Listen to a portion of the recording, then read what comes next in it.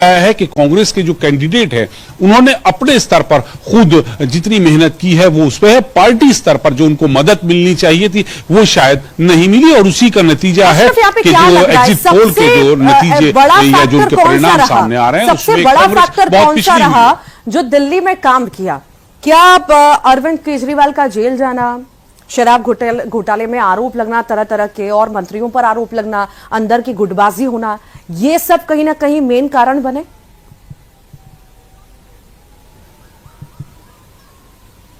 बिल्कुल, देखिए भाजपा ने इसी को मुद्दा बनाया है, भ्रष्टाचार, और अरविंद केजरीवाल समेत तमाम उनके जो बड़े नेता थे वो जेल गए और इसी चीज को लोगों पर उन्होंने ज्यादा प्रमुखता से या ये भी कह सकते हैं अशरफ कि शायद या ये भी कह सकते हैं अशरफ कि शायद अरविंद केजरीवाल जेल गए तो पार्टी शायद कमजोर हो गई, जो शायद सपोर्ट मिलना चाहिए था, गाइडेंस मिलना चाहिए था, वो नहीं मिल पाया, और अरविंद केजरीवाल के जेल जाने के बाद अंदरूनी गुटबाजी शुरू हो गई, उस वजह से भी ऐसी स्थिति बनी।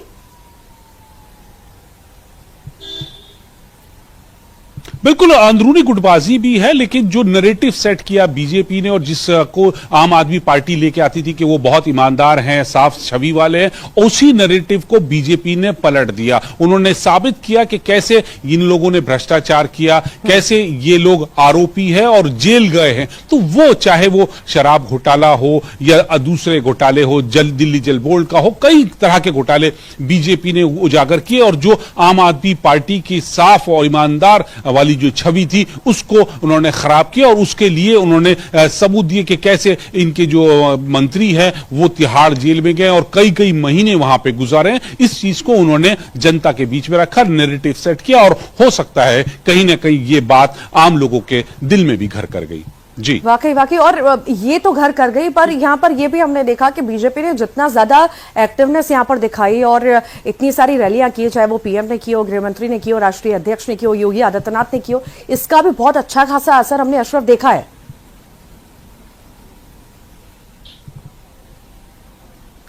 बिल्कुल, देखिए वही मैंने आपसे कहा कि बीजेपी ने अपने तमाम बड़े नेताओं को यहां दिल्ली विधानसभा चुनाव में उतारा है। जितने भी उनके मुख्यमंत्री थे, उनके बड़े नेता थे, राज्यों के बड़े नेता थे, सांसद हों, सब यहां पे उनकी जिम्मेदारी थी। उन लोगों को काफी पहले से जिम्मेदारियां दे दी गई थी और बहुत सक्रियता से वो जनता के बीच में जा रहे थे। अशरफ, मैं आपके पास लौटूंगी। वरिष्ठ पत्रकार सरमन नगेली जी हमारे साथ जुड़ गए हैं। नगेली जी, बहुत स्वागत है आपका। आप देख ही रहे हैं स्थिति, एग्जिट पोल भी चुका है और कहीं ना कहीं बीजेपी मजबूत होती हुई नजर आ रही है और आप कहीं ना कहीं पिछड़ती हुई नजर आ रही है, और कांग्रेस का तो खैर यहां पर कुछ नजर ऐसा कुछ खास आता नहीं है। कैसे देखते हैं आप?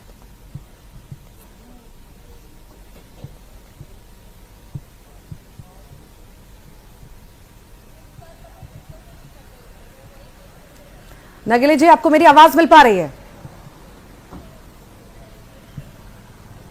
ठीक, फिर से मैं आपके पास लौटूंगी। शायद कोई नेटवर्क इशू है, इस वजह से बातचीत हमारी नहीं हो पा रही है। लगातार अशरफ हमारे साथ जुड़े हुए हैं। अशरफ, सिर्फ यही मुद्दा नहीं था, और भी कई सारे मुद्दे थे जिसको लेकर के लगातार बीजेपी भुना भी रही थी। चाहे सेफ्टी का अगर हम बात करें, सेफ्टी को लेकर लगातार बातें उठती रही हैं दिल्ली में, और इसको लेकर के एक दूसरे पर आरोप, चाहे बीजेपी आप पर आरोप लगाए, चाहे आप बीजेपी पर आरोप लगाए, पर यहां पर हल इसका निकलता हुआ दिखाई नहीं दिया। अशरफ, बिल्कुल, देखिए जो महिला सुरक्षा की बात थी तो वो तो थी, लेकिन इसके लिए हमेशा से यहाँ पर आम आदमी पार्टी की जो थी वो पूरी तरह से ये मुद्दा केंद्र सरकार के पाले में डाल देती थी, क्योंकि जो लॉ एंड ऑर्डर की बात है वो केंद्र सरकार के पास है। जबकि यहाँ पर दूसरा एक जो मुद्दा था प्रदूषण का था, यमुना की सफाई का था, वो जो था उसको बीजेपी ने और अच्छे से यहाँ पे भुनाया है। प्रदूषण उसी का जस का तस बना है, यमुना उसी तरह से गंदी हुई हुए। लगातार यमुना में जी आप तस्वीरें देखते हैं कि कैसे झाग है उसमें, चाहे वो छठ पूजा के दौरान की हो या उसके बाद की स्थिति हो। तो ये मुद्दा जो है वो बहुत आम लोगों के दिलों में है, उनसे जुड़ा हुआ है, क्योंकि यमुना से आस्था का मामला जुड़ा होता है। तो वहां कहीं ना कहीं लोग बाग यकीन करते हैं, क्योंकि 10 साल से पिछले अरविंद केजरीवाल को मौका दिया जा रहा था और उन्होंने कहा था कि हम 5 साल में यमुना को साफ कर देंगे, यहां पर बोटिंग होगी, जबकि ऐसा कुछ नहीं हो पाया। तो ये चीज जो है वो नहीं कर पाए। तो और बीजेपी ने इसको खूब अच्छे से भुनाया, जनता के बीच में रखा, उनके भ्रष्टाचार की बातें रखी, उनके झूठे वादों की बात रखी। तो जो नैरेटिव उन्होंने बीजेपी ने सेट किया उसकी तरफ जो मतदाता हैं वो उनका रुझान बढ़ा, उन्होंने यकीन किया और उसी का शायद नतीजा ऋतु के जो एग्जिट पोल के नतीजे आ रहे हैं वो भाजपा के पक्ष में आ रहे हैं और आम आदमी को थोड़ा झटका लगता नजर आ रहा है। हालांकि जितनी सीटें 32 से 37 सीटों के पर आम आदमी को दिखाया जा रहा है और 35 से 40 में भाजपा है, तो ज्यादा फर्क नहीं है इन सीटों को भी अगर आप देखें एग्जिट पोल के, तो 3 सीटों का। लेकिन ये है कि हां, भाजपा के पक्ष में वोट ज्यादा हुआ है और एक ट्रेंड रहता था जैसा कि जब मतदान ज्यादा होता है तो उसका मतलब यही है कि जनता सत्ता परिवर्तन चाहती है। और इस बार भी जो 5 बजे तक के आंकड़े हमारे पास हैं वो साफ बता रहे हैं कि 2020 से 3% ज्यादा मतदान हुआ है, तो यानी ये सत्ता परिवर्तन की तरफ है। ऋतु ठीक ठीक ठीक। सरमन नगेली जी हमारे साथ जुड़े हुए हैं, वरिष्ठ पत्रकार हैं। सरमन जी, आपको मेरी आवाज मिल पा रही है?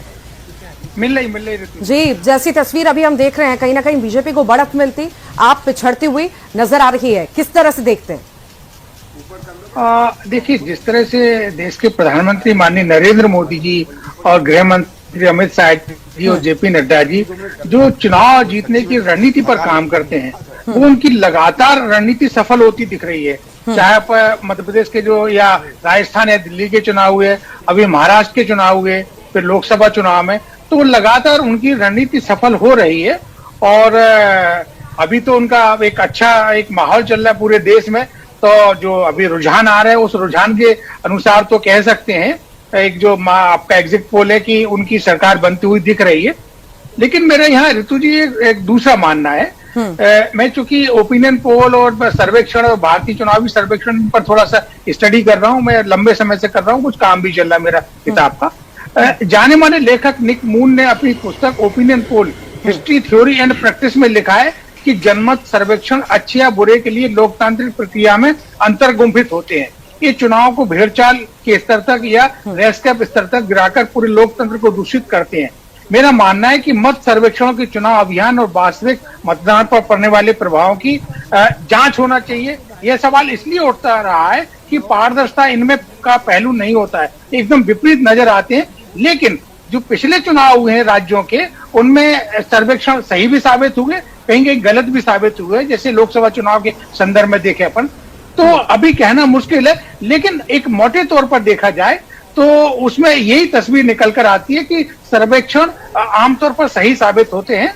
पुराने संदर्भों को देखेंगे, उत्तर प्रदेश के चुनाव को देखेंगे या बाकी चुनाव को, तो थोड़ा सा स्थिति उसमें भिन्न हो जाती है। एक दूसरा मेरा एक और कहना है कि जिस तरह से केंद्र की योजनाएं आपके पास लौट